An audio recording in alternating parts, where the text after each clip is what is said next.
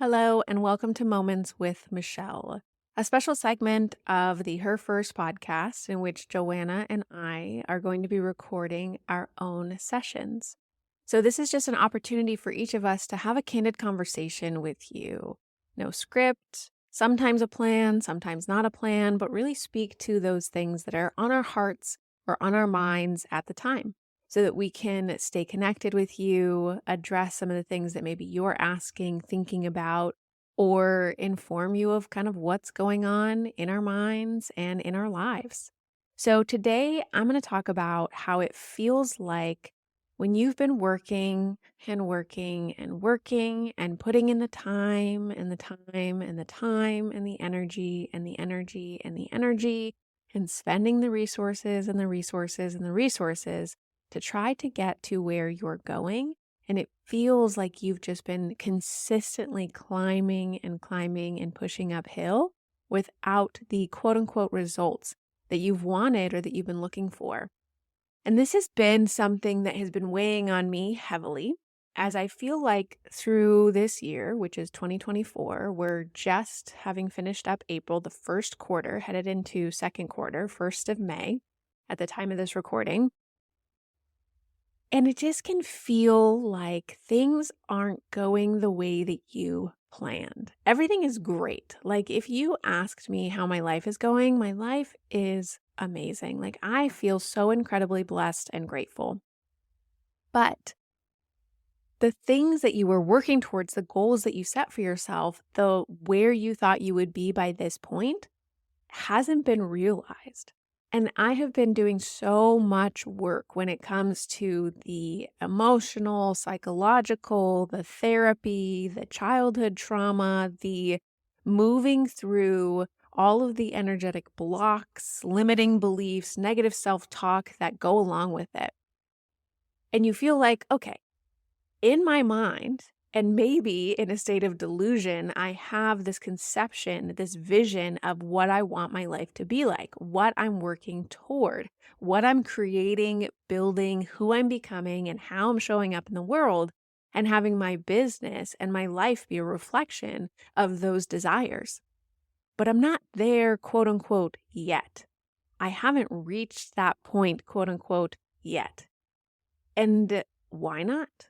When? Is it something that I'm doing wrong? Is there something wrong with me? Should I be changing something?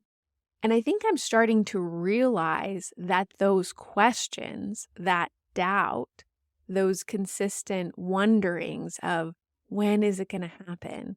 What is it going to look like? How is it going to come about?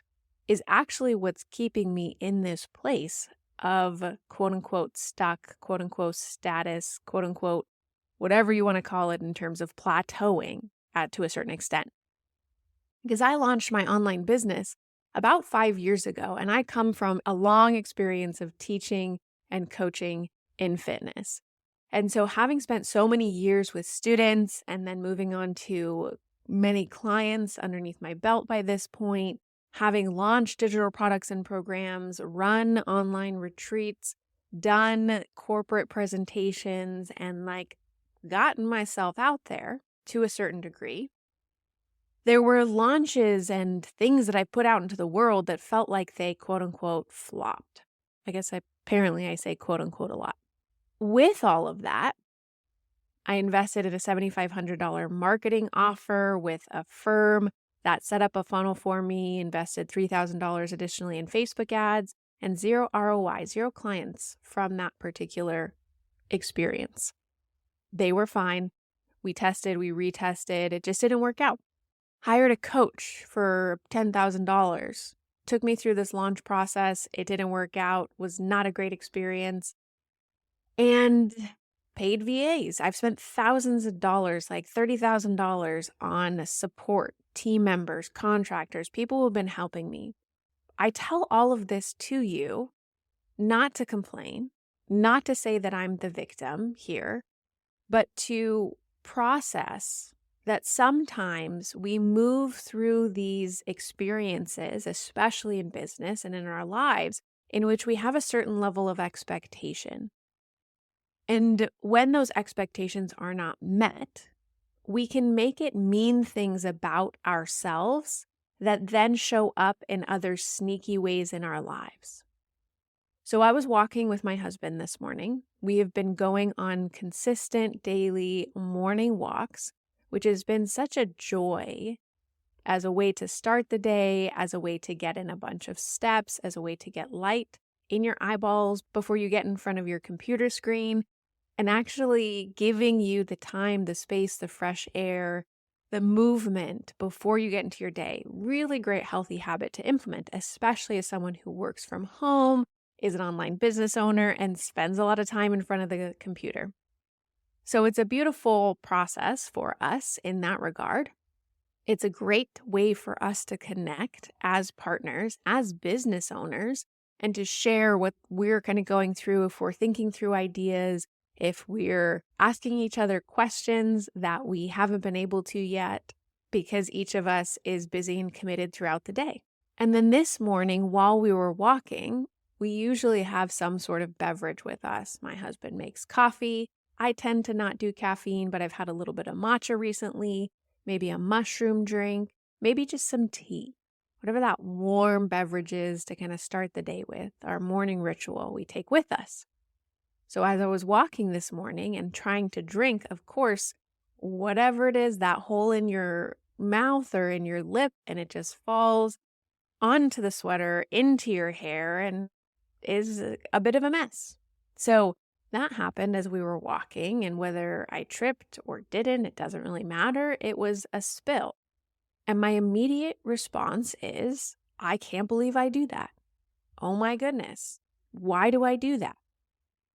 And I was internalizing this circumstance or this experience because it didn't meet my expectations of how apparently I'm supposed to walk and not ever have anything bad happen to me. Which sounds unrealistic when you put it that way, but just imagine all the ways in which you walk around your daily life thinking that, oh, I bumped into that thing and was really clumsy.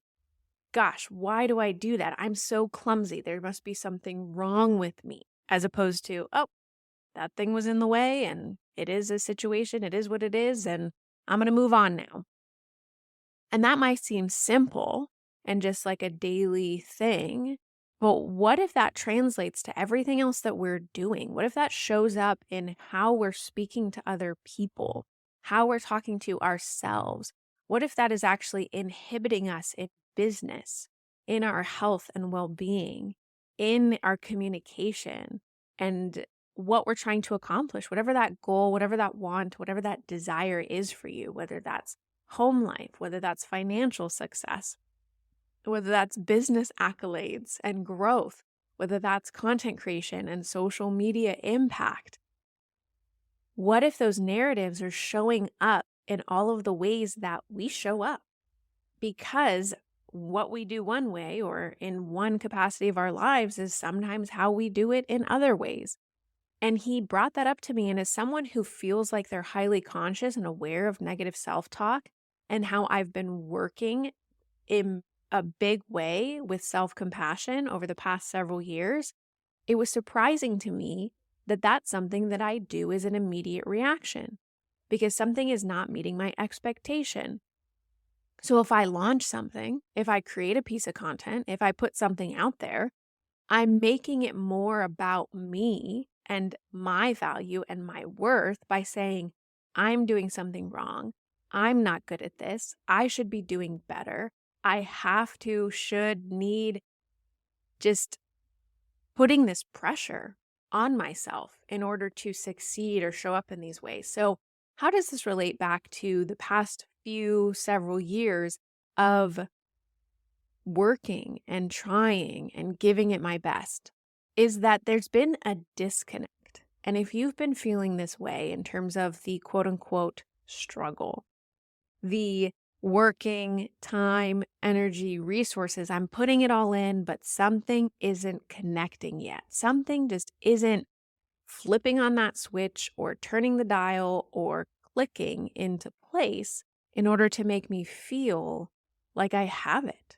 What is that thing in between where I am and where I want to be? What is that thing that's keeping me from the reality, the actualization, the embodiment of everything that I imagine for myself, the vision that I have for my life, and what it is that I'm doing.